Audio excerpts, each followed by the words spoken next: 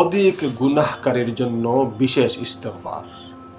এক ব্যক্তি রাসূলুল্লাহ সাল্লাল্লাহু আলাইহি ওয়াসাল্লামের খেদমতে আসিয়া 2 বার অথবা 3 বার বলিল, হায় আমার গুনাহ, হায় আমার গুনাহ, হায় আমার গুনাহ।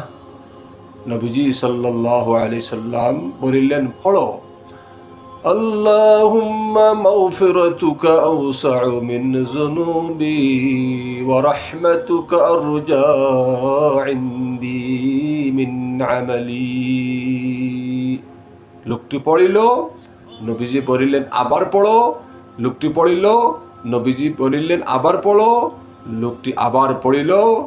রাসূলুল্লাহ সাল্লাল্লাহু আলাইহি ওয়াসাল্লাম ফরমাইলেন, উঠিয়া যাও, আল্লাহ তাআলা তোমাকে মাফ করিয়া দিয়েছেন। সুবহানাল্লাহ।